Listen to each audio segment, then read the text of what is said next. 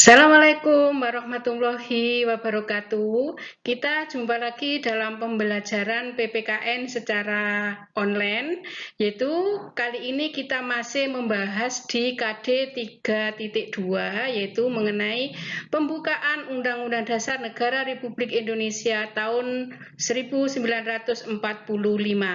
Untuk pertemuan kali ini kita akan masuk di submateri yang ketiga, yaitu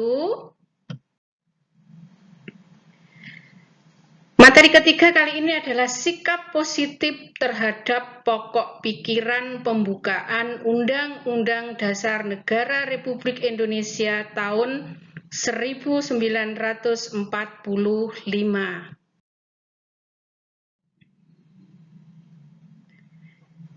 Sikap positif warga negara yang perlu dilakukan terhadap pokok-pokok pikiran pembukaan Undang-Undang Dasar Negara Republik Indonesia tahun 1945 adalah yaitu 1. Menjalankan segala ketentuan hukum serta kehidupan berbangsa dan bernegara berdasarkan Undang-Undang Dasar Negara tahun 1945. Yang kedua, mensosialisasikan Undang-Undang Dasar 1945 ke dalam berbagai kehidupan. Yang ketiga, menjadikan Undang-Undang Dasar 1945 sebagai pedoman atas permasalahan ketatanegaraan atau kehidupan berbangsa dan bernegara. 4. Menjadikan sikap yang konstitusional. Yang kelima, menjadikan Undang-Undang Dasar 1945 sebagai sumber hukum dari berbagai produk hukum yang ingin dibuat karena telah dijiwai oleh nilai-nilai dasar bangsa Indonesia.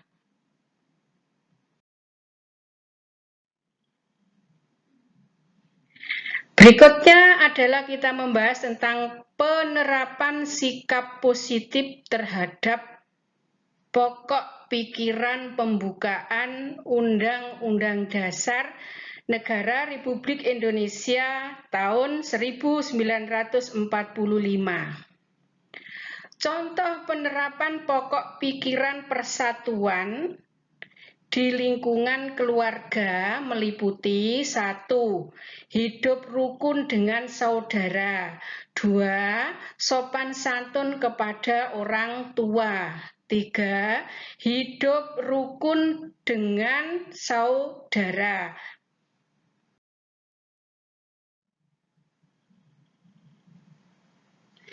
Berikutnya contoh penerapan pokok pikiran persatuan dalam lingkungan sekolah, yaitu 1. Berteman dengan semua orang tanpa membeda-bedakan latar belakang. 2. Ikut dan berperan aktif dalam kelompok belajar. 3. Bersama-sama melaksanakan piket. 4. Hidup rukun bersama teman.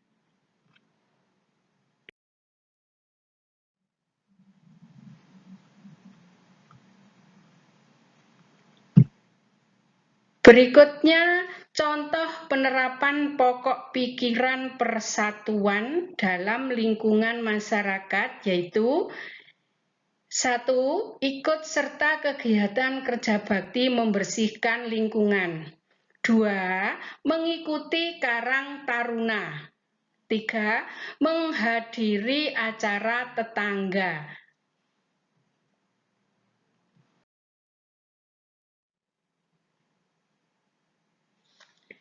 Berikutnya adalah contoh penerapan pokok pikiran persatuan dalam lingkungan negara, yaitu 1.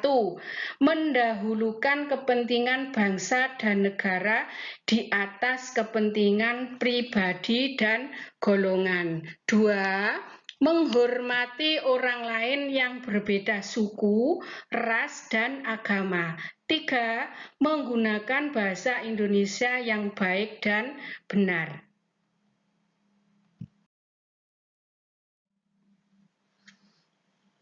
Berikutnya adalah contoh penerapan pokok pikiran yang kedua, yaitu pokok pikiran keadilan sosial. Untuk yang pertama yaitu di lingkungan keluarga, contohnya 1. Tidak memaksakan kehendak terhadap anggota keluarga lain. 2. Bersikap adil terhadap anggota keluarga lainnya. 3. Bagi-bagi tugas rumah sesuai dengan kemampuan. Berikutnya contoh pokok pikiran keadilan sosial dalam lingkungan sekolah, yaitu 1. Menaati peraturan sekolah, 2. Masuk sekolah tepat waktu, 3. Melakukan hak dan kewajiban di sekolah.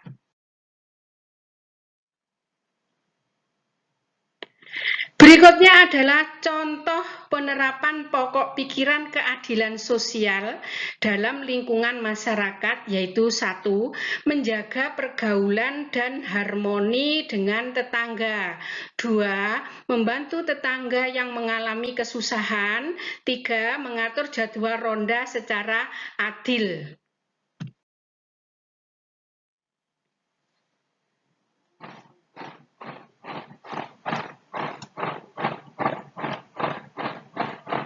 Ini masih di pokok pikiran keadilan sosial, yaitu contoh penerapannya di lingkungan negara, yaitu 1.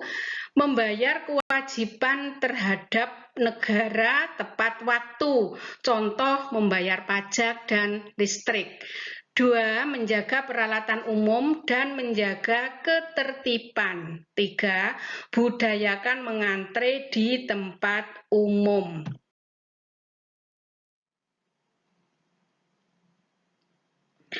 Berikutnya kita membahas di pokok pikiran yang ketiga, yaitu kedaulatan rakyat. Ini contoh penerapannya atau contoh penerapan pokok pikiran kedaulatan rakyat dalam lingkungan keluarga, yaitu 1. Berdiskusi dan bermusyawarah untuk mendapatkan jalan keluar jika ada masalah. 2. Berdiskusi untuk penentuan tempat liburan keluarga. 3. Menghormati pendapat anggota keluarga. Ini sangat penting ya. Berikutnya contoh penerapan pokok pikiran kedaulatan rakyat dalam lingkungan sekolah, yaitu 1. Mengadakan pemilihan pengurus kelas. 2. Pemilihan pengurus OSIS. 3. Menghargai pendapat teman dalam berdiskusi kelompok.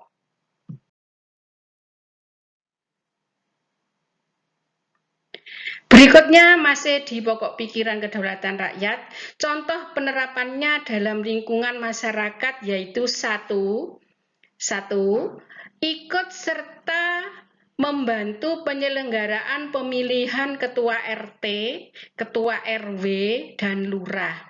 2. Musyawarah peringatan Hari Ulang Tahun Republik Indonesia.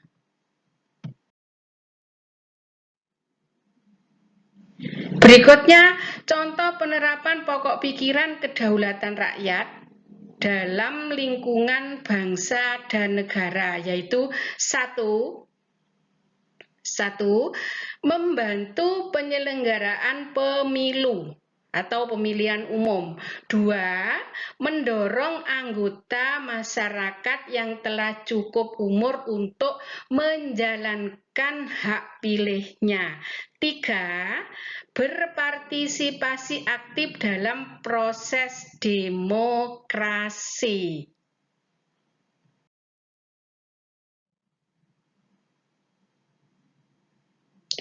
Berikutnya adalah pokok pikiran yang terakhir, yaitu pokok pikiran ketuhanan yang Maha Esa dalam lingkungan keluarga. Contoh penerapannya yaitu 1. Rajin beribadah bersama saudara dan orang tua. 2. Menjalankan perintah yang baik dari orang tua. Ingat, perintah yang baik ya dari orang tua. 3. Menjalin silaturahmi antar saudara.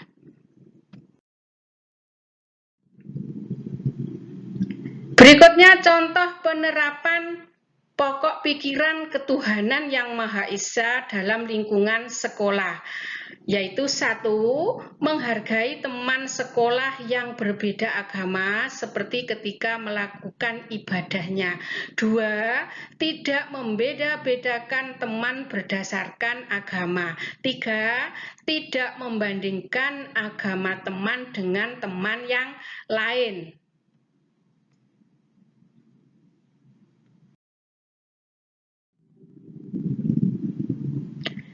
Berikutnya contoh pokok pikiran ketuhanan yang Maha Esa dalam lingkungan masyarakat, yaitu 1. Menghargai tetangga yang berbeda agama ketika menjalankan ibadahnya. 2.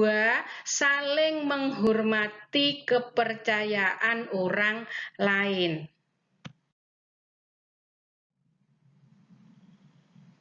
Yang terakhir yaitu contoh penerapan pokok pikiran ketuhanan yang Maha Esa dalam lingkungan negara, yaitu 1. Hargai dan hormati orang lain yang berbeda agama. 2. Merayakan hari besar suatu agama. 3. Menjunjung tinggi sikap toleransi antar masyarakat beragama. Demikian anak-anakku sekalian, sudah dipaparkan mengenai contoh penerapan sikap positif terhadap pembukaan Undang-Undang Dasar tahun 1945. Tadi ada 4 pokok pikiran, yaitu yang pertama pokok pikiran persatuan, yang kedua keadilan, yang ketiga kedaulatan, yang keempat adalah ketuhanan yang Maha Esa. Yang masing-masing sudah dipaparkan contoh penerapannya di masing-masing lingkungan, yaitu mulai dari lingkungan keluarga, lingkungan sekolah, lingkungan masyarakat, dan lingkungan bangsa dan negara. Jika ada materi yang kurang dipahami, silakan ditanyakan di grup daring, atau lebih dulu kalian membaca modulnya sehingga nanti bisa dipahami. Namun tidak menutup kemungkinan jika ada beberapa pertanyaan yang perlu disampaikan, silakan ditanyakan di grup daring secara langsung. Sampai jumpa pada pembelajaran berikutnya, yaitu untuk materi bab 2 pembukaan Undang-Undang Dasar 45 sudah selesai. Ini adalah submateri yang terakhir di bab 2. Kita ketemu lagi nanti di pembelajaran berikutnya, yaitu bab 3 atau KD 3.3. Semoga sukses dan sehat selalu. Jangan lupa berdoa. Saya akhiri. Assalamualaikum warahmatullahi wabarakatuh.